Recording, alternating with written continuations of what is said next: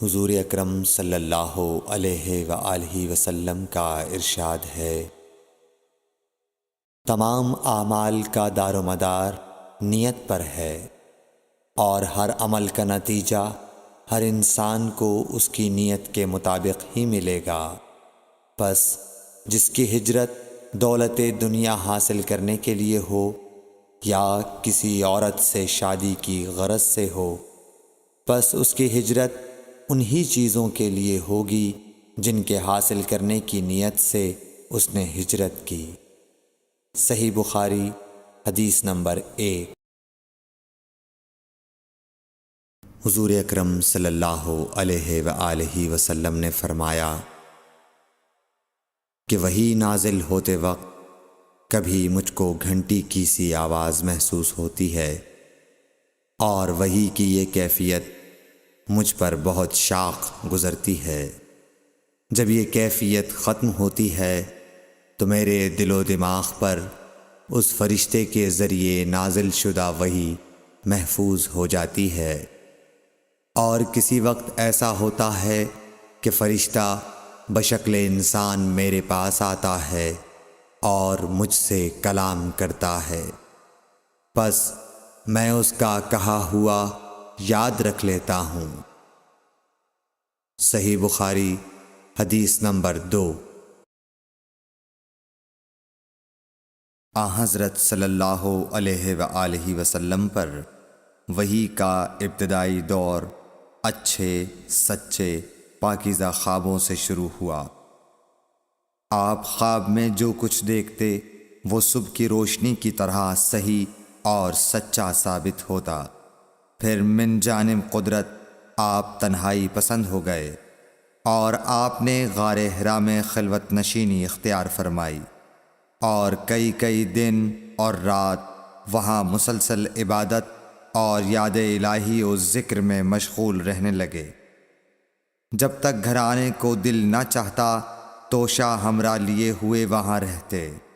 توشہ ختم ہونے پر ہی اہلیہ محترمہ حضرت خدیجہ رضی اللہ تعالی عنہا کے پاس تشریف لاتے، اور کچھ توشہ ہمراہ لے کر پھر وہاں جا کر خلوت گزین ہو جاتے۔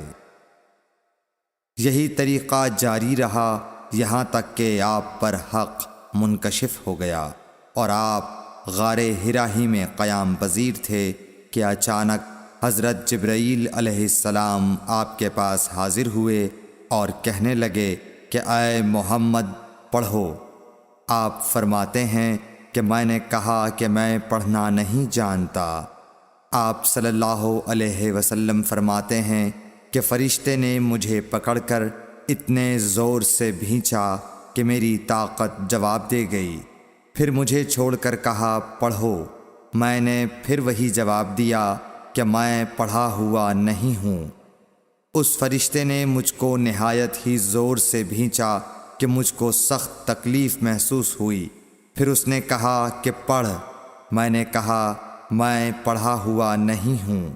فرشتے نے تیسری بار مجھ کو پکڑا اور تیسری مرتبہ پھر مجھ کو بھینچا، پھر مجھے چھوڑ دیا اور کہنے لگا کہ پڑھو اپنے رب کے نام کی مدد سے جس نے پیدا کیا اور انسان کو خون کی پھٹکی سے بنایا۔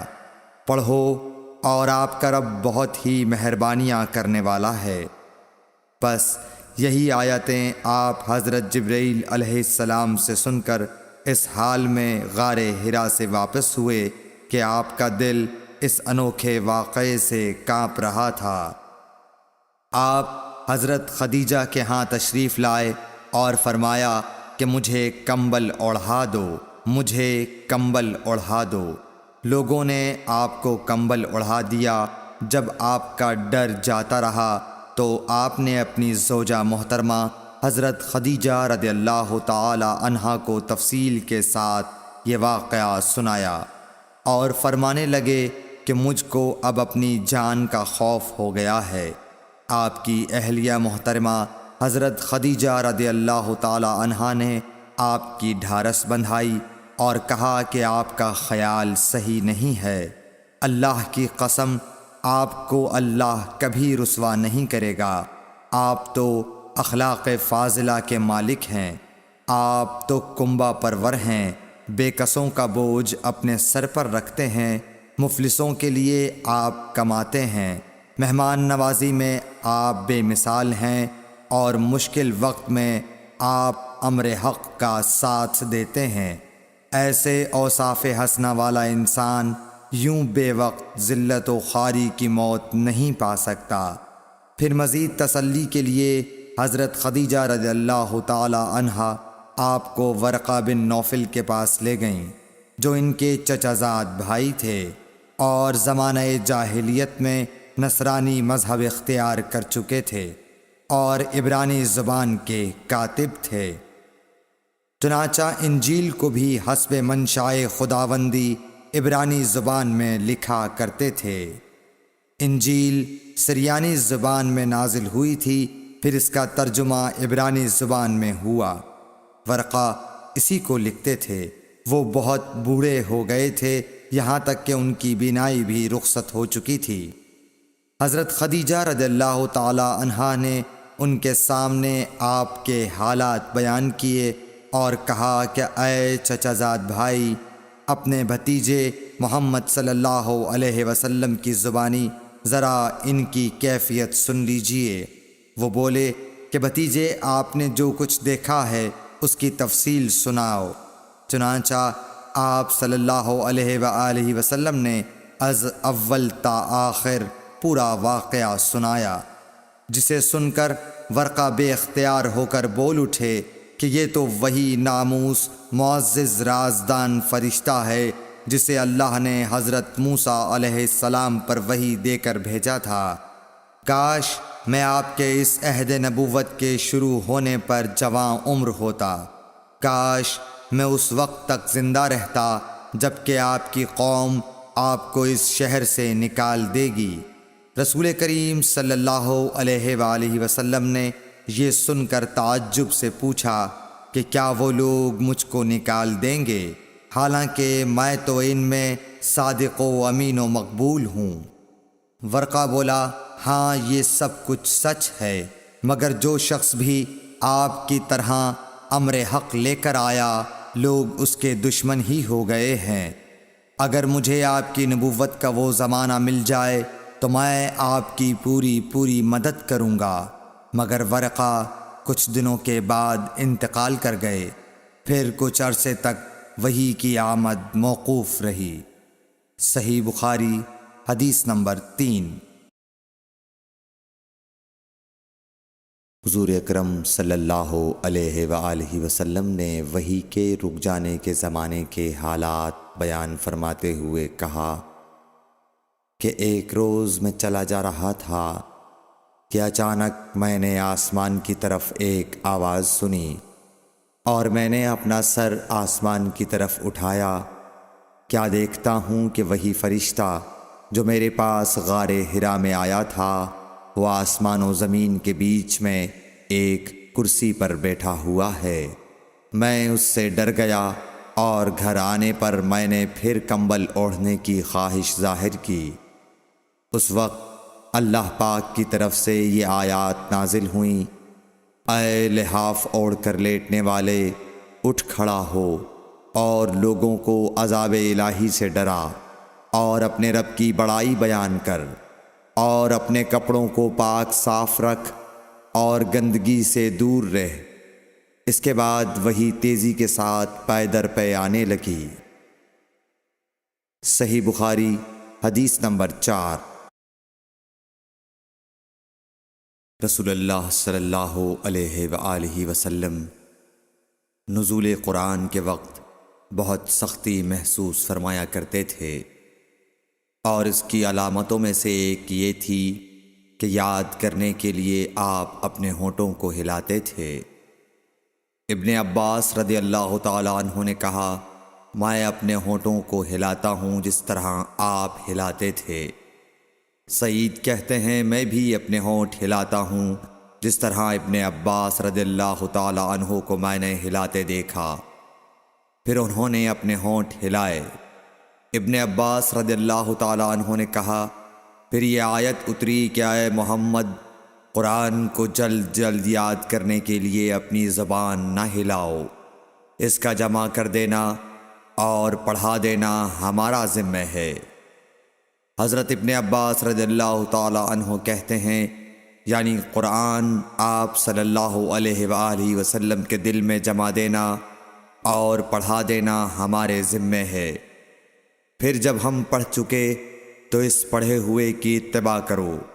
ابن عباس رضی اللہ تعالی عنہ فرماتے ہیں، اس کا مطلب یہ ہے آپ اس کو خاموشی کے ساتھ سنتے رہو، اس کے بعد مطلب سمجھا دینا ہمارے ذمہ ہے۔ پھر یقیناً یہ ہماری ذمہ داری ہے کہ آپ اس کو پڑھو، یعنی اس کو محفوظ کر سکو۔ چنانچہ اس کے بعد جب آپ کے پاس حضرت جبرائیل علیہ السلام وحی لے کر آتے تو آپ توجہ سے سنتے، جب وہ چلے جاتے تو رسول اللہ صلی اللہ علیہ وسلم اس وحی کو اس طرح پڑھتے جس طرح حضرت جبرائیل علیہ السلام نے اسے پڑھا تھا۔ صحیح بخاری حدیث نمبر 5۔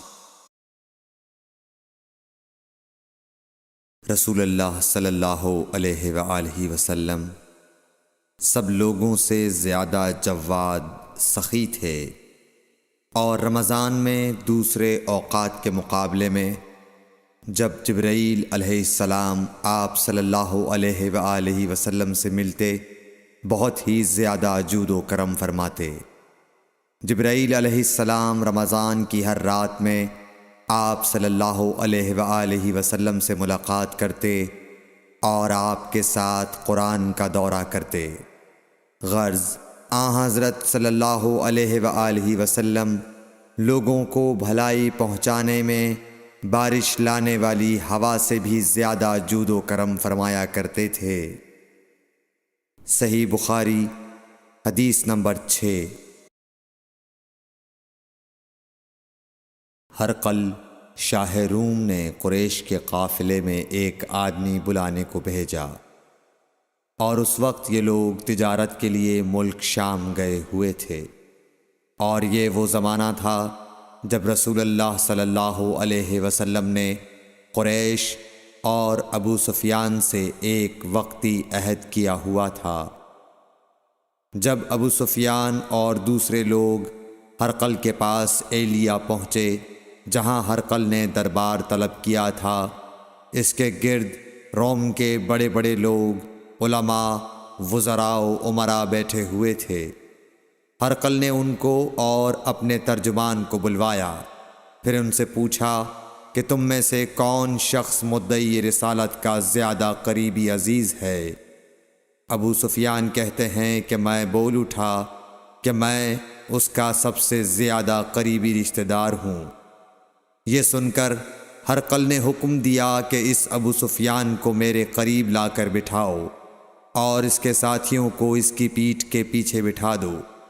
پھر اپنے ترجمان سے کہا کہ ان لوگوں سے کہہ دو کہ میں ابو سفیان سے اس شخص یعنی محمد صلی اللہ علیہ وسلم کے حالات پوچھتا ہوں، اگر یہ مجھ سے کسی بات میں جھوٹ بول دے تو تم اس کا جھوٹ ظاہر کر دینا۔ ابو سفیان کا قول ہے کہ خدا کی قسم اگر مجھے یہ غیرت نہ آتی کہ یہ لوگ مجھ کو جھٹلائیں گے تو میں آپ صلی اللہ علیہ وسلم کی نسبت ضرور غلط گوئی سے کام لیتا۔ خیر، پہلی بات جو ہرقل نے مجھ سے پوچھی وہ یہ کہ اس شخص کا خاندان تم لوگوں میں کیسا ہے؟ میں نے کہا وہ تو بڑے اونچے عالی نسب والے ہیں۔ کہنے لگا اس سے پہلے بھی کسی نے تم لوگوں میں ایسی بات کہی تھی؟ میں نے کہا نہیں۔ کہنے لگا اچھا اس کے بڑوں میں کوئی بادشاہ ہوا ہے؟ میں نے کہا نہیں۔ پھر اس نے کہا بڑے لوگوں نے اس کی پیروی اختیار کی ہے یا کمزوروں نے؟ میں نے کہا نہیں، کمزوروں نے۔ پھر کہنے لگا اس کے تابعدار روز بڑھتے جاتے ہیں یا کوئی ساتھی پھر بھی جاتا ہے؟ میں نے کہا نہیں۔ کہنے لگا کیا اپنے اس دعوی نبوت سے پہلے کبھی کسی بھی موقع پر اس نے جھوٹ بولا ہے؟ میں نے کہا نہیں، اور اب ہماری اس سے صلح کی ایک مقررہ مدت ٹھہری ہوئی ہے، معلوم نہیں وہ اس میں کیا کرنے والا ہے۔ ابو سفیان کہتے ہیں میں اس بات کے سوا اور کوئی جھوٹ اس گفتگو میں شامل نہ کر سکا۔ ہرقل نے کہا کیا تمہاری اس سے کبھی لڑائی بھی ہوئی ہے؟ ہم نے کہا کہ ہاں۔ بولا پھر تمہاری اور اس کی جنگ کا کیا حال ہوتا ہے؟ میں نے کہا لڑائی ڈول کی طرح ہے، کبھی وہ ہم سے میدان جنگ جیت لیتے ہیں اور کبھی ہم ان سے جیت لیتے ہیں۔ ہرقل نے پوچھا وہ تمہیں کس بات کا حکم دیتا ہے؟ میں نے کہا وہ کہتا ہے کہ صرف ایک اللہ ہی کی عبادت کرو، اس کا کسی کو شریک نہ بناؤ، اور اپنے باپ دادا کی شرک کی باتیں چھوڑ دو، اور ہمیں نماز پڑھنے، سچ بولنے، پرہیزگاری اور صلہ رحمی کا حکم دیتا ہے۔ یہ سب سن کر پھر ہرقل نے اپنے ترجمان سے کہا کہ ابو سفیان سے کہہ دے کہ میں نے تم سے اس کا نسب پوچھا تو تم نے کہا کہ وہ ہم سے عالی نسب ہے، اور پیغمبر اپنی قوم میں عالی نسب ہی بھیجے جایا کرتے ہیں۔ میں نے تم سے پوچھا کہ دعویٰ نبوت کی یہ بات تمہارے اندر اس سے پہلے کسی اور نے بھی کہی تھی؟ تو تم نے جواب دیا کہ نہیں۔ تب میں نے اپنے دل میں کہا کہ اگر یہ بات اس سے پہلے کسی اور نے کہی ہوتی تو میں سمجھتا کہ اس شخص نے بھی اسی بات کی تقلید کی ہے جو پہلے کہی جا چکی ہے۔ میں نے تم سے پوچھا کہ اس کے بڑوں میں کوئی بادشاہ بھی گزرا ہے تو تم نے کہا کہ نہیں۔ تو میں نے دل میں کہا کہ ان کے بزرگوں میں سے کوئی بادشاہ ہوا ہوگا تو کہہ دوں گا کہ وہ شخص اس بہانے اپنے آباء و اجداد کی بادشاہت اور ان کا ملک دوبارہ حاصل کرنا چاہتا ہے۔ اور میں نے تم سے پوچھا کہ اس بات کے کہنے یعنی پیغمبری کا دعویٰ کرنے سے پہلے تم نے کبھی اس کو دروغ گوئی کا الزام لگایا ہے؟ تم نے کہا کہ نہیں۔ تو میں نے سمجھ لیا کہ جو شخص آدمیوں کے ساتھ دروغ گوئی سے بچے وہ اللہ کے بارے میں کیسے جھوٹی بات کہہ سکتا ہے۔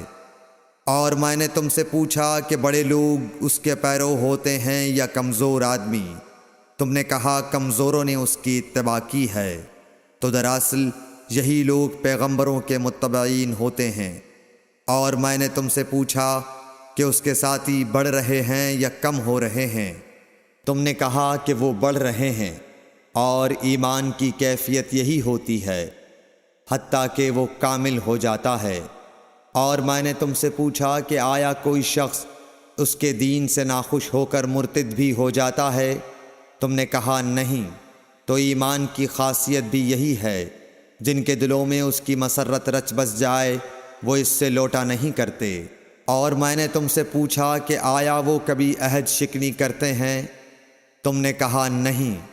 پیغمبروں کا یہی حال ہوتا ہے، وہ عہد کی خلاف ورزی نہیں کرتے۔ اور میں نے تم سے کہا کہ وہ تم سے کس چیز کے لیے کہتے ہیں؟ تم نے کہا کہ وہ ہمیں حکم دیتے ہیں کہ اللہ کی عبادت کرو، اس کے ساتھ کسی کو شریک نہ ٹھہراؤ، اور تمہیں بتوں کی پرستش سے روکتے ہیں، سچ بولنے اور پرہیزگاری کا حکم دیتے ہیں۔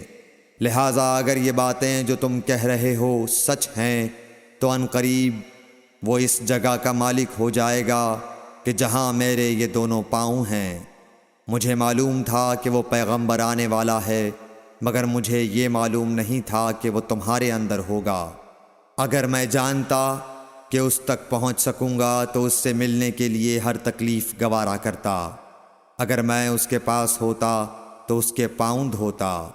ہرقل نے رسول اللہ صلی اللہ علیہ وسلم کا وہ خط منگایا جو آپ نے وحیہ کلبی رضی اللہ تعالیٰ عنہ کے ذریعے حاکم بصرہ کے پاس بھیجا تھا، اور اس نے وہ ہرقل کے پاس بھیج دیا تھا۔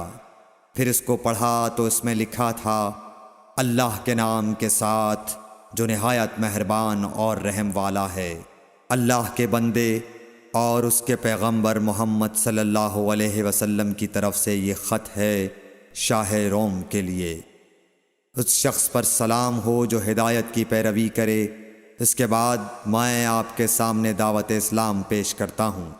اگر آپ اسلام لے آئیں گے تو دین و دنیا میں سلامتی نصیب ہوگی، اللہ آپ کو دوہرا ثواب دے گا، اور اگر آپ میری دعوت سے روگردانی کریں گے تو آپ کی رعایا کا گناہ بھی آپ ہی پر ہوگا۔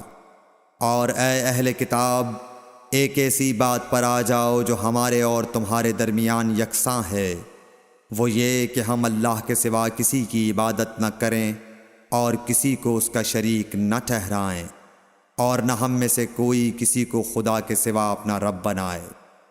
پھر اگر وہ اہل کتاب اس کتاب سے منہ پھیر لیں تو مسلمانوں، تم ان سے کہہ دو کہ تم مانو یا نہ مانو، ہم ایک خدا کے اطاعت گزار ہیں۔ ابو سفیان کہتے ہیں، جب ہرقل نے جو کچھ کہنا تھا کہہ دیا اور خط پڑھ کر فارغ ہوا تو اس کے ارد گرد بہت شور و غوغا ہوا، بہت سی آوازیں اٹھیں اور ہمیں باہر نکال دیا گیا۔ تب میں نے اپنے ساتھیوں سے کہا کہ ابو کبشہ کے بیٹے، حضرت صلی اللہ علیہ وسلم کا معاملہ تو بہت بڑھ گیا۔ دیکھو تو اس سے بنی اصفر روم کا بادشاہ بھی ڈرتا ہے۔ مجھے اس وقت سے اس بات کا یقین ہو گیا کہ حضور صلی اللہ علیہ وسلم عنقریب غالب ہو کر رہیں گے، حتیٰ کہ اللہ نے مجھے مسلمان کر دیا۔ راوی کا بیان ہے کہ ابن ناطور ایلیا کا حاکم ہرقل کا مصاحب اور شام کے نصارہ کا لاٹ پادری بیان کرتا تھا کہ ہرقل جب ایلیا آیا ایک دن صبح کو پریشان اٹھا تو اس کے درباریوں نے دریافت کیا کہ آج ہم آپ کی حالت بدلی ہوئی پاتے ہیں، کیا وجہ ہے؟ ابن ناطور کا بیان ہے کہ ہرقل نجومی تھا، علم نجوم میں وہ پوری مہارت رکھتا تھا۔ اس نے اپنے ہم نشینوں کو بتایا کہ میں نے آج رات ستاروں پر نظر ڈالی تو دیکھا کہ ختنہ کرنے والوں کا بادشاہ ہمارے ملک پر غالب آ گیا ہے۔ بھلا اس زمانے میں کون لوگ ختنہ کرتے ہیں؟ انہوں نے کہا کہ یہود کے سوا کوئی ختنہ نہیں کرتا، سو ان کی وجہ سے پریشان نہ ہوں۔ سلطنت کے تمام شہروں میں یہ حکم لکھ بھیجیے کہ وہاں جتنے یہودی ہوں سب قتل کر دیے جائیں۔ وہ لوگ انہی باتوں میں مشغول تھے کہ ہرقل کے پاس ایک آدمی لایا گیا جسے شاہ غسان نے بھیجا تھا۔ اس نے رسول اللہ صلی اللہ علیہ وسلم کے حالات بیان کیے۔ جب ہرقل نے سارے حالات سن لیے تو کہا کہ جا کر دیکھو وہ ختنہ کیے ہوئے ہے یا نہیں۔ انہوں نے اسے دیکھا تو بتلایا کہ وہ ختنہ کیا ہوا ہے۔ ہرقل نے جب اس شخص سے عرب کے بارے میں پوچھا تو اس نے بتلایا کہ وہ ختنہ کرتے ہیں۔ تب ہرقل نے کہا کہ یہی محمد صلی اللہ علیہ وسلم اس امت کے بادشاہ ہیں جو پیدا ہو چکے ہیں۔ پھر اس نے اپنے ایک دوست کو رومیہ خط لکھا اور وہ بھی علم نجوم میں ہرقل کی طرح ماہر تھا۔ پھر وہاں سے ہرقل حمص چلا گیا۔ ابھی حمص سے نکلا نہیں تھا کہ اس کے دوست کا خط اس کے جواب میں آ گیا۔ اس کی رائے بھی حضور صلی اللہ علیہ وسلم کے ظہور کے بارے میں ہرقل کے موافق تھی کہ محمد صلی اللہ علیہ وسلم واقعی پیغمبر ہیں۔ اس کے بعد ہرقل نے روم کے بڑے آدمیوں کو اپنے حمص کے محل میں طلب کیا اور اس کے حکم سے محل کے دروازے بند کر لیے گئے۔ پھر وہ اپنے خاص محل سے باہر آیا اور کہا، اے روم والو، کیا ہدایت اور کامیابی میں کچھ حصہ تمہارے لیے بھی ہے؟ اگر تم اپنی سلطنت کی بقا چاہتے ہو تو پھر اس نبی صلی اللہ علیہ وسلم کی بیعت کر لو اور مسلمان ہو جاؤ۔ یہ سننا تھا کہ پھر لوگ وحشی گدھوں کی طرح دروازوں کی طرف دوڑے، مگر انہیں بند پایا۔ آخر جب ہرقل نے اس بات سے ان کی یہ نفرت دیکھی اور ان کے ایمان لانے سے مایوس ہو گیا تو کہنے لگا کہ ان لوگوں کو میرے پاس لاؤ۔ جب وہ دوبارہ آئے تو اس نے کہا، میں نے جو بات کہی تھی اس سے تمہاری دینی پختگی کی آزمائش مقصود تھی، سو وہ میں نے دیکھ لی۔ تب یہ بات سن کر وہ سب کے سب اس کے سامنے سجدے میں گر پڑے اور اس سے خوش ہو گئے۔ بالآخر ہرقل کی آخری حالت یہی رہی۔ صحیح بخاری حدیث نمبر 7۔ رسول اللہ صلی اللہ علیہ وسلم نے فرمایا، اسلام کی بنیاد 5 چیزوں پر قائم کی گئی ہے۔ اول، گواہی دینا کہ اللہ کے سوا کوئی معبود نہیں اور بے شک حضرت محمد صلی اللہ علیہ وسلم اللہ کے سچے رسول ہیں، اور نماز قائم کرنا اور زکوٰۃ ادا کرنا اور حج کرنا اور رمضان کے روزے رکھنا۔ صحیح بخاری حدیث نمبر 8۔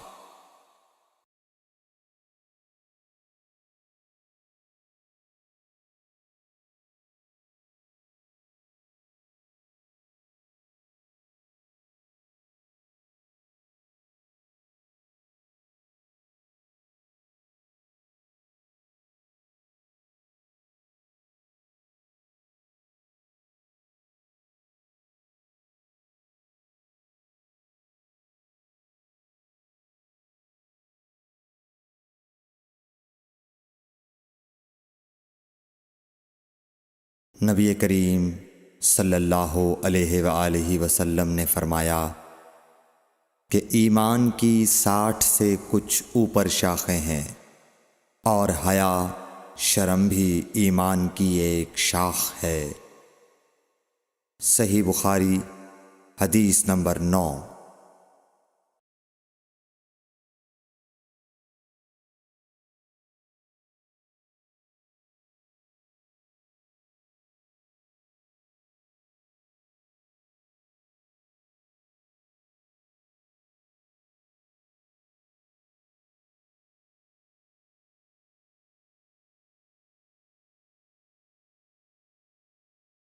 حضرت محمد مصطفیٰ صلی اللہ علیہ وآلہ وسلم نے فرمایا، مسلمان وہ ہے جس کی زبان اور ہاتھ سے مسلمان بچے رہیں، اور مہاجر وہ ہے جو ان کاموں کو چھوڑ دے جن سے اللہ نے منع فرمایا۔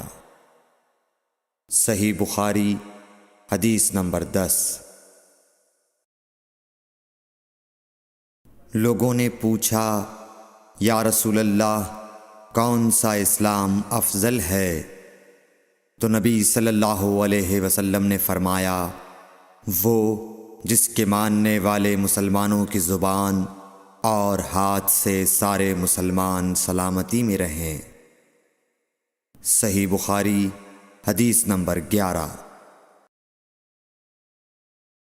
ایک دن ایک آدمی نے حضرت صلی اللہ علیہ وسلم سے پوچھا کہ کون سا اسلام بہتر ہے؟ فرمایا، یہ کہ تم کھانا کھلاؤ اور جس کو پہچانو اس کو بھی اور جس کو نہ پہچانو اس کو بھی، الغرض سب کو سلام کرو۔ صحیح بخاری حدیث نمبر 12۔ حضور اکرم صلی اللہ علیہ وآلہ وسلم نے فرمایا، تم میں سے کوئی شخص ایماندار نہ ہوگا جب تک اپنے بھائی کے لیے وہ نہ چاہے جو اپنے نفس کے لیے چاہتا ہے۔ صحیح بخاری حدیث نمبر 13۔ رسول کریم صلی اللہ علیہ وسلم نے فرمایا، قسم ہے اس ذات کی جس کے ہاتھ میں میری جان ہے، تم میں سے کوئی بھی ایماندار نہ ہوگا جب تک میں اس کے والد اور اولاد سے بھی زیادہ اس کا محبوب نہ بن جاؤں۔ صحیح بخاری حدیث نمبر 14۔ حضرت صلی اللہ علیہ وسلم نے فرمایا، تم میں سے کوئی شخص ایماندار نہ ہوگا جب تک اس کے والد اور اس کی اولاد اور تمام لوگوں سے زیادہ اس کے دل میں میری محبت نہ ہو جائے۔ صحیح بخاری حدیث نمبر 15۔ نبی کریم صلی اللہ علیہ وآلہ وسلم نے فرمایا، 3 خصلتیں ایسی ہیں کہ جس میں یہ پیدا ہو جائیں اس نے ایمان کی مٹھاس کو پا لیا۔ اول یہ کہ اللہ اور اس کا رسول اس کے نزدیک سب سے زیادہ محبوب بن جائیں۔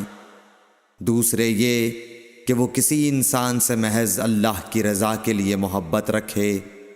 تیسرے یہ کہ وہ کفر میں واپس لوٹنے کو ایسا برا جانے جیسا کہ آگ میں ڈالے جانے کو برا جانتا ہے۔ صحیح بخاری حدیث نمبر 16۔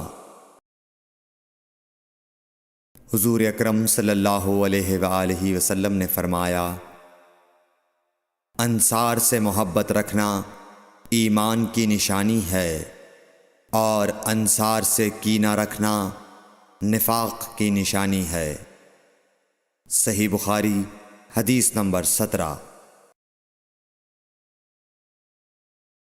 رسول اللہ صلی اللہ علیہ وسلم نے اس وقت جب آپ کے گرد صحابہ کی ایک جماعت بیٹھی ہوئی تھی فرمایا کہ مجھ سے بیعت کرو اس بات پر کہ اللہ کے ساتھ کسی کو شریک نہ کرو گے، چوری نہ کرو گے، زنا نہ کرو گے، اپنی اولاد کو قتل نہ کرو گے، اور ناعمدن کسی پر کوئی ناحق بہتان باندھو گے، اور کسی بھی اچھی بات میں اللہ کی نافرمانی نہ کرو گے۔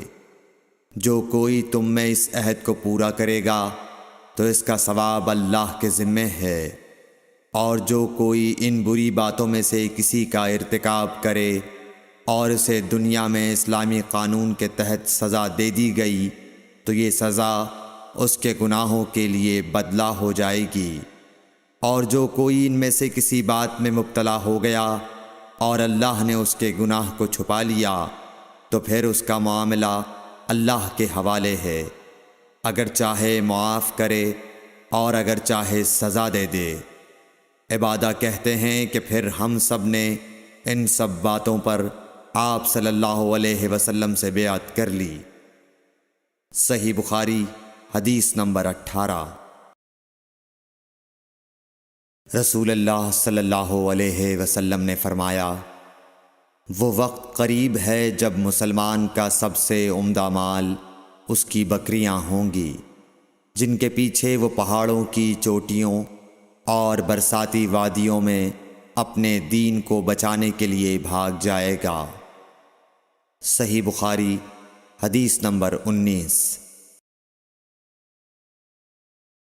رسول اللہ صلی اللہ علیہ وسلم کسی کام کا حکم دیتے تو وہ ایسا ہی کام ہوتا جس کے کرنے کی لوگوں میں طاقت ہوتی۔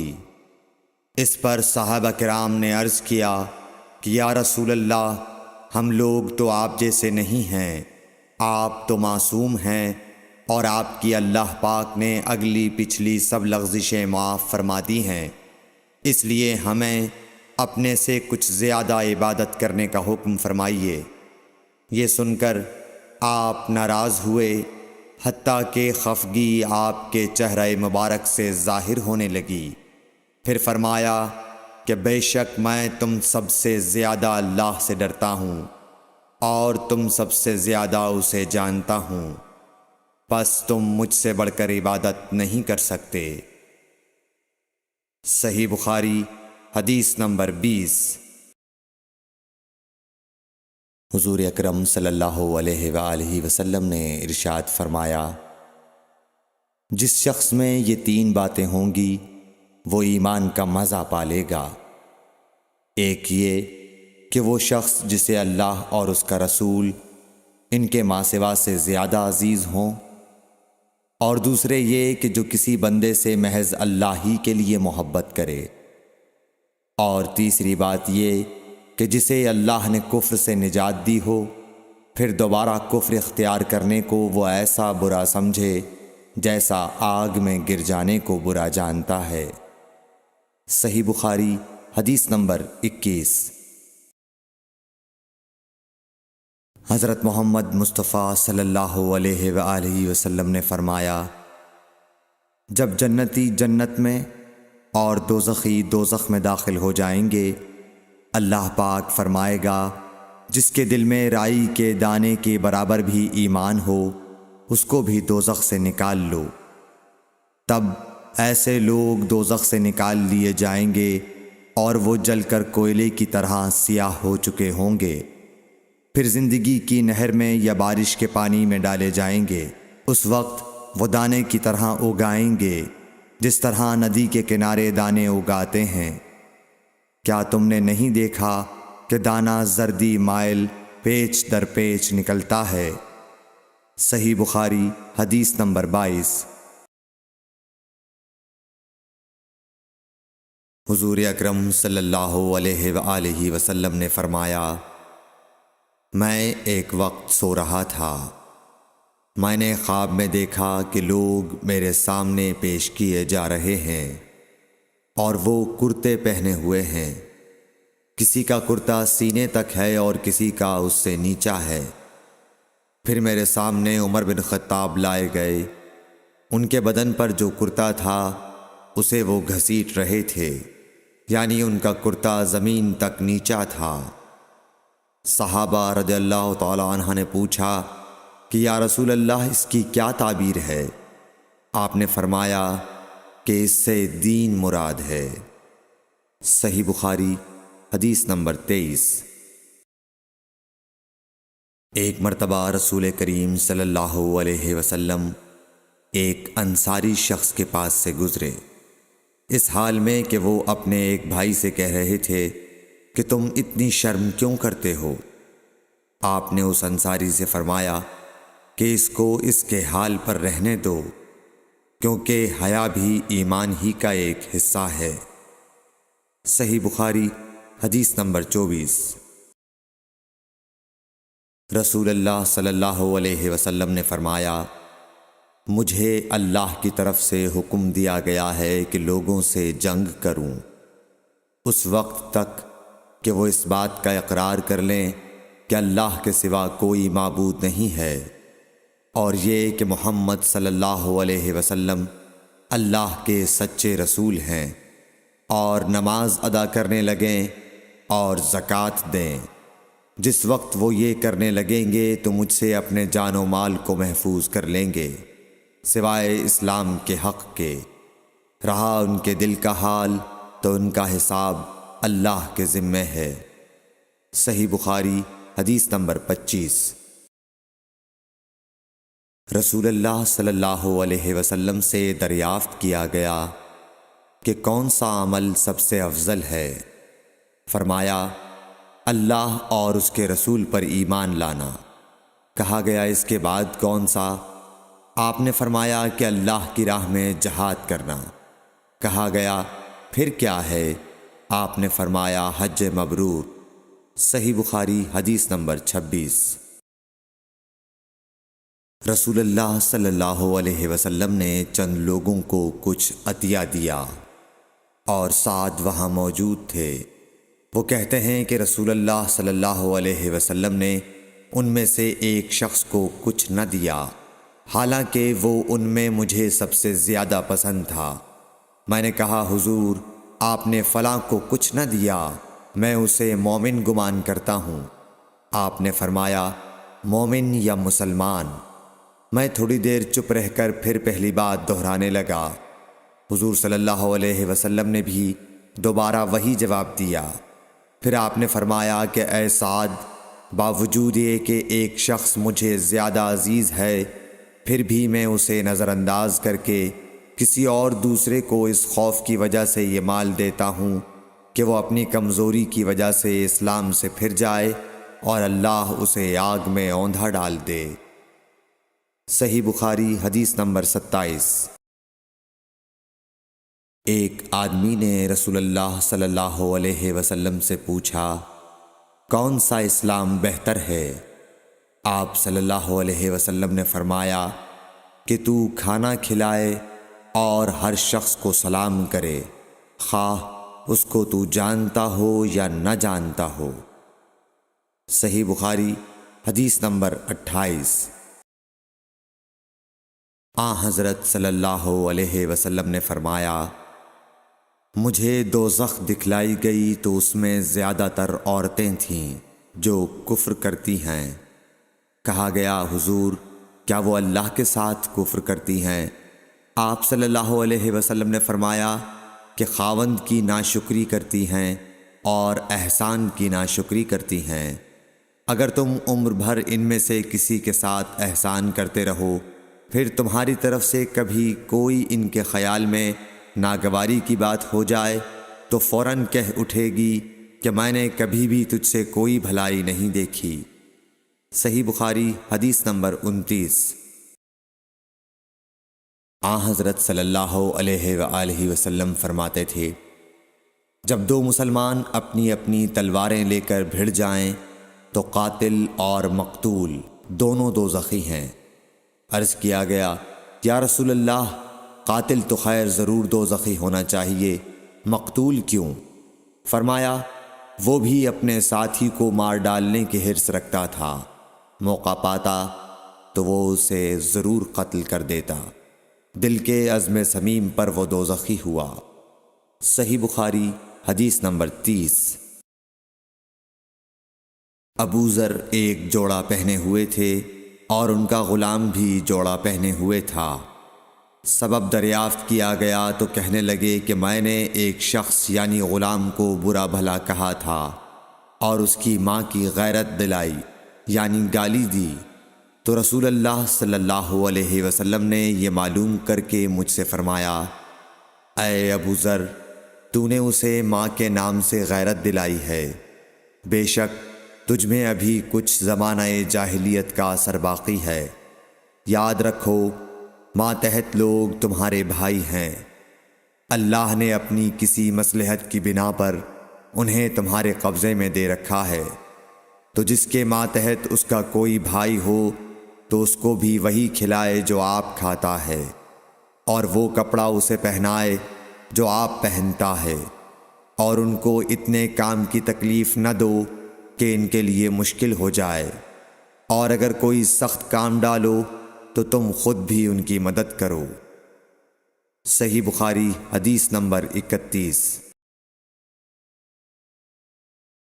جب سورہ انعام کی یہ آیت اتری، جو لوگ ایمان لائے اور انہوں نے اپنے ایمان میں گناہوں کی آمیزش نہیں کی، تو آپ صلی اللہ علیہ وسلم کے اصحاب نے کہا، یا رسول اللہ، یہ تو بہت ہی مشکل ہے، ہم میں کون ایسا ہے جس نے گناہ نہیں کیا؟ تب اللہ پاک نے سورہ لقمان کی یہ آیت اتاری کہ بے شک شرک بڑا ظلم ہے۔ صحیح بخاری حدیث نمبر 32۔ رسول اللہ صلی اللہ علیہ وآلہ وسلم نے فرمایا، منافق کی علامتیں 3 ہیں، جب بات کرے جھوٹ بولے، جب وعدہ کرے اس کے خلاف کرے، اور جب اس کو امین بنایا جائے تو خیانت کرے۔ صحیح بخاری حدیث نمبر 33۔ رسول اللہ صلی اللہ علیہ وسلم نے فرمایا کہ 4 عادتیں جس کسی میں ہوں تو وہ خالص منافق ہے، اور جس کسی میں ان 4 میں سے ایک عادت ہو تو وہ بھی نفاق ہی ہے جب تک اسے نہ چھوڑ دے۔ وہ یہ ہیں، جب اسے امین بنایا جائے تو امانت میں خیانت کرے، اور بات کرتے وقت جھوٹ بولے، اور جب کسی سے عہد کرے تو اسے پورا نہ کرے، اور جب کسی سے لڑے تو گالیوں پر اتر آئے۔ صحیح بخاری حدیث نمبر 34۔ رسول اللہ صلی اللہ علیہ وسلم نے فرمایا، جو شخص شب قدر ایمان کے ساتھ محض ثواب آخرت کے لیے ذکر و عبادت میں گزارے، اس کے گزشتہ گناہ بخش دیے جاتے ہیں۔ صحیح بخاری حدیث نمبر 35۔ رسول اللہ صلی اللہ علیہ وسلم نے فرمایا، جو شخص اللہ کی راہ میں جہاد کے لیے نکلا، اللہ اس کا ضامن ہو گیا۔ اللہ تعالیٰ فرماتا ہے، اس کو میری ذات پر یقین اور میرے پیغمبروں کی تصدیق نے اس سرفروشی کے لیے گھر سے نکالا ہے۔ میں اس بات کا ضامن ہوں کہ یا تو اس کو واپس کر دوں ثواب اور مال غنیمت کے ساتھ، یا شہید ہونے کے بعد جنت میں داخل کر دوں۔ رسول اللہ صلی اللہ علیہ وسلم نے فرمایا، اور اگر میں اپنی امت پر اس کام کو دشوار نہ سمجھتا تو لشکر کا ساتھ نہ چھوڑتا، اور میری خواہش ہے کہ اللہ کی راہ میں مارا جاؤں، پھر زندہ کیا جاؤں، پھر مارا جاؤں، پھر زندہ کیا جاؤں، پھر مارا جاؤں۔ صحیح بخاری حدیث نمبر 36۔ حضرت صلی اللہ علیہ وسلم نے فرمایا، جو کوئی رمضان میں راتوں کو ایمان رکھ کر اور ثواب کے لیے عبادت کرے، اس کے اگلے گناہ بخش دیے جاتے ہیں۔ صحیح بخاری حدیث نمبر 37۔ حضرت صلی اللہ علیہ وسلم نے فرمایا، جس نے رمضان کے روزے ایمان اور خالص نیت کے ساتھ رکھے، اس کے پچھلے گناہ بخش دیے گئے۔ صحیح بخاری حدیث نمبر 38۔ حضرت صلی اللہ علیہ وسلم نے فرمایا، بے شک دین آسان ہے، اور جو شخص دین میں سختی اختیار کرے گا تو دین اس پر غالب آ جائے گا اور اس کی سختی نہ چل سکے گی۔ بس اس لیے اپنے عمل میں پختگی اختیار کرو، اور جہاں تک ممکن ہو میانہ روی برتو، اور خوش ہو جاؤ کہ اس طرز عمل سے تم کو دارین کے فوائد حاصل ہوں گے، اور صبح اور دوپہر اور شام اور کسی قدر رات میں عبادت سے مدد حاصل کرو۔ نماز 5 وقتہ بھی مراد ہو سکتی ہے کہ پابندی سے ادا کرو۔ صحیح بخاری حدیث نمبر 39۔ رسول اللہ صلی اللہ علیہ وسلم جب مدینہ تشریف لائے تو پہلے اپنی نانہال اترے جو انصار تھے، اور وہاں آپ نے 16 یا 17 ماہ بیت المقدس کی طرف منہ کر کے نماز پڑھی، اور آپ کی خواہش تھی کہ آپ کا قبلہ بیت اللہ کی طرف ہو۔ جب بیت اللہ کی طرف نماز پڑھنے کا حکم ہو گیا تو سب سے پہلی نماز جو آپ نے بیت اللہ کی طرف پڑھی عصر کی نماز تھی۔ وہاں آپ صلی اللہ علیہ وسلم کے ساتھ لوگوں نے بھی نماز پڑھی۔ پھر آپ کے ساتھ نماز پڑھنے والوں سے ایک آدمی نکلا اور اس کا مسجد بنی حارثہ کی طرف گزر ہوا تو وہ لوگ رکوع میں تھے۔ وہ بولا کہ میں اللہ کی گواہی دیتا ہوں کہ میں نے رسول اللہ صلی اللہ علیہ وسلم کے ساتھ مکے کی طرف منہ کر کے نماز پڑھی ہے۔ یہ سن کر وہ لوگ اسی حال میں بیت اللہ کی طرف گھوم گئے، اور جب رسول اللہ صلی اللہ علیہ وسلم بیت المقدس کی طرف منہ کر کے نماز پڑھا کرتے تھے، یہودی اور عیسائی خوش ہوتے تھے، مگر جب آپ نے بیت اللہ کی طرف منہ پھیر لیا تو انہیں یہ امر ناگوار ہوا۔ زہیر ایک راوی کہتے ہیں کہ ہم سے ابو اسحاق نے برا سے یہ حدیث بھی نقل کی ہے کہ قبلہ کی تبدیلی سے پہلے کچھ مسلمان انتقال کر چکے تھے، تو ہمیں یہ معلوم نہ ہو سکا کہ ان کی نمازوں کے بارے میں کیا کہیں۔ تب اللہ نے یہ آیت نازل کی، وَمَا كَانَ اللَّهُ لِيُضِيعَ إِيمَانَكُمْ، سورہ بقرہ آیت نمبر 143۔ صحیح بخاری حدیث نمبر 40۔ حضور اکرم صلی اللہ علیہ وآلہ وسلم نے ارشاد فرمایا کہ جب ایک بندہ مسلمان ہو جائے اور اس کا اسلام عمدہ ہو، یقین و خلوص کے ساتھ ہو، تو اللہ اس کے گناہ کو جو اس نے اس اسلام لانے سے پہلے کیا معاف فرما دیتا ہے، اور اب اس کے بعد کے لیے بدلہ شروع ہو جاتا ہے، یعنی ایک نیکی کے عوض 10 گناہ سے لے کر 700 گناہ تک ثواب، اور ایک برائی کا اسی برائی کے مطابق بدلہ دیا جاتا ہے، مگر یہ کہ اللہ تعالیٰ اس برائی سے بھی درگزر کرے اور اسے بھی معاف فرما دے، یہ بھی اس کے لیے آسان ہے۔ صحیح بخاری حدیث نمبر 41۔ رسول اللہ صلی اللہ علیہ وسلم نے فرمایا کہ تم میں سے کوئی شخص جب اپنے اسلام کو عمدہ بنا لے، یعنی نفاق اور ریا سے پاک کر لے، تو ہر نیک کام جو وہ کرتا ہے اس کے عوض 10 سے لے کر 700 گناہ تک نیکیاں لکھی جاتی ہیں، اور ہر برا کام جو کرتا ہے تو وہ اتنا ہی لکھا جاتا ہے جتنا کہ اس نے کیا ہے۔ صحیح بخاری حدیث نمبر 42۔ رسول اللہ صلی اللہ علیہ وسلم ایک دن حضرت عائشہ رضی اللہ تعالی عنہا کے پاس آئے۔ اس وقت ایک عورت حضرت عائشہ رضی اللہ تعالی عنہا کے پاس بیٹھی تھی۔ آپ صلی اللہ علیہ وسلم نے دریافت کیا، یہ کون ہے؟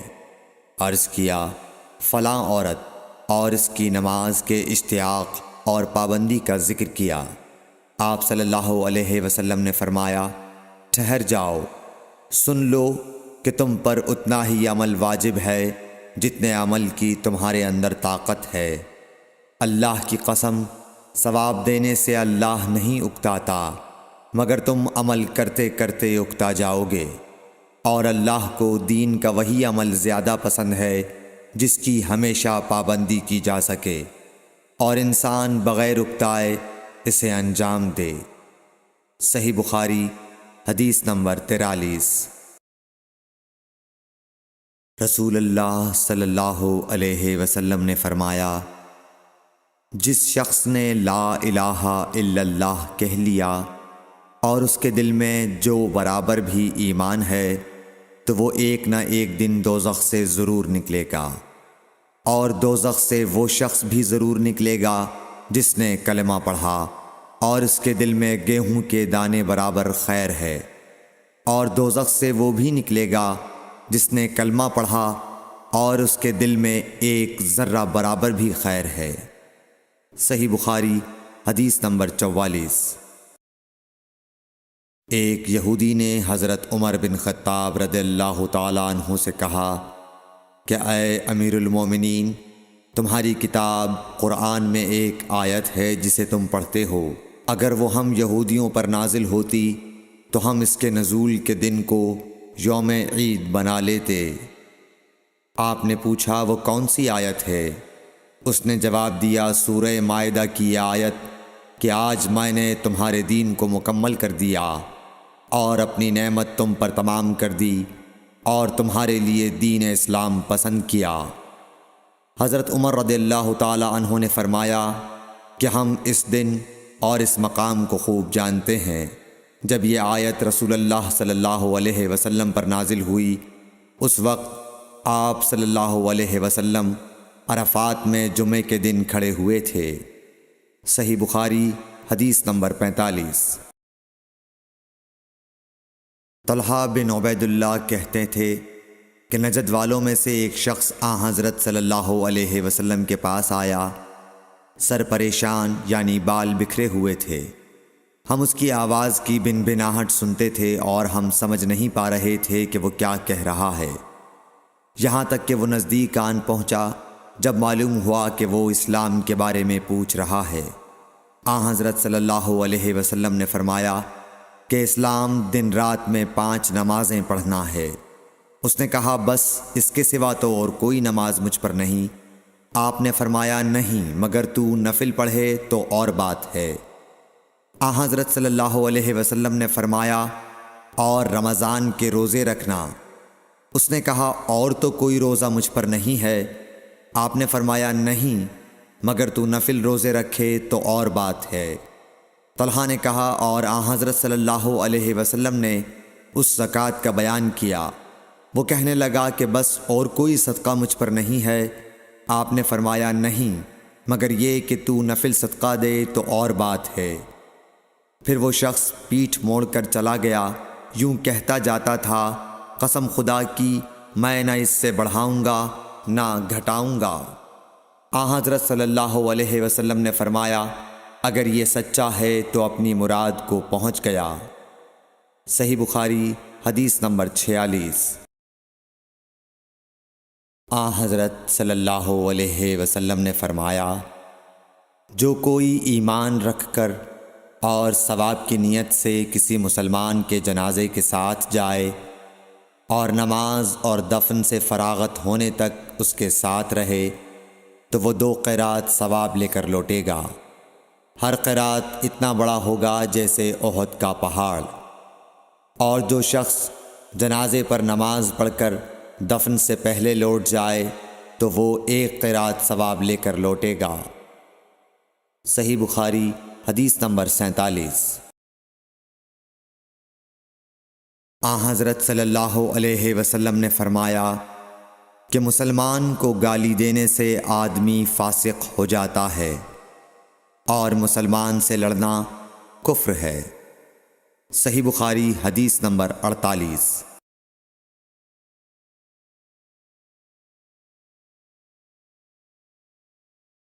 حضرت صلی اللہ علیہ وسلم اپنے حجرے سے نکلے، لوگوں کو شب قدر بتانا چاہتے تھے وہ کون سی رات ہے۔ اتنے میں دو مسلمان آپس میں لڑ پڑے۔ آپ صلی اللہ علیہ وسلم نے فرمایا، میں تو اس لیے باہر نکلا تھا کہ تم کو شب قدر بتلاؤں، اور فلاں فلاں آدمی لڑ پڑے تو وہ میرے دل سے اٹھا لی گئی، اور شاید اسی میں کچھ تمہاری بہتری ہو، تو اب ایسا کرو کہ شب قدر کو رمضان کی 27ویں، 29ویں اور 25ویں رات میں ڈھونڈا کرو۔ صحیح بخاری حدیث نمبر 49۔ ایک دن حضرت صلی اللہ علیہ وسلم لوگوں میں تشریف فرما تھے کہ آپ کے پاس ایک شخص آیا اور پوچھنے لگا کہ ایمان کسے کہتے ہیں۔ آپ صلی اللہ علیہ وسلم نے فرمایا کہ ایمان یہ ہے کہ تم اللہ پاک کے وجود اور اس کی وحدانیت پر ایمان لاؤ، اور اس کے فرشتوں کے وجود پر، اور اس اللہ کی ملاقات کے برحق ہونے پر، اور اس کے رسولوں کے برحق ہونے پر، اور مرنے کے بعد دوبارہ اٹھنے پر ایمان لاؤ۔ پھر اس نے پوچھا کہ اسلام کیا ہے؟ آپ صلی اللہ علیہ وسلم نے پھر جواب دیا کہ اسلام یہ ہے کہ تم خالص اللہ کی عبادت کرو اور اس کے ساتھ کسی کو شریک نہ بناؤ، اور نماز قائم کرو، اور زکوٰۃ فرض ادا کرو، اور رمضان کے روزے رکھو۔ پھر اس نے احسان کے متعلق پوچھا۔ آپ صلی اللہ علیہ وسلم نے فرمایا، احسان یہ ہے کہ تم اللہ کی عبادت اس طرح کرو گویا تم اسے دیکھ رہے ہو۔ اگر یہ درجہ نہ حاصل ہو تو پھر یہ تو سمجھو کہ وہ تم کو دیکھ رہا ہے۔ پھر اس نے پوچھا کہ قیامت کب آئے گی؟ آپ صلی اللہ علیہ وسلم نے فرمایا کہ اس کے بارے میں جواب دینے والا پوچھنے والے سے کچھ زیادہ نہیں جانتا، البتہ میں تمہیں اس کی نشانیاں بتلا سکتا ہوں۔ وہ یہ ہیں کہ جب لونڈی اپنے آقا کو جنے گی، اور جب سیاہ اونٹوں کے چرانے والے دیہاتی لوگ ترقی کرتے کرتے مکانات کی تعمیر میں ایک دوسرے سے بازی لے جانے کی کوشش کریں گے، یاد رکھو قیامت کا علم ان 5 چیزوں میں ہے جن کو اللہ کے سوا کوئی نہیں جانتا۔ پھر آپ صلی اللہ علیہ وسلم نے یہ آیت پڑھی کہ اللہ ہی کو قیامت کا علم ہے کہ وہ کب ہوگی۔ پھر وہ پوچھنے والا پیٹھ پھیر کر جانے لگا۔ آپ نے فرمایا کہ اسے واپس بلا کر لاؤ۔ لوگ دوڑ پڑے مگر وہ کہیں نظر نہیں آیا۔ آپ صلی اللہ علیہ وسلم نے فرمایا کہ یہ جبرائیل علیہ السلام تھے جو لوگوں کو ان کا دین سکھانے آئے تھے۔ صحیح بخاری حدیث نمبر 50۔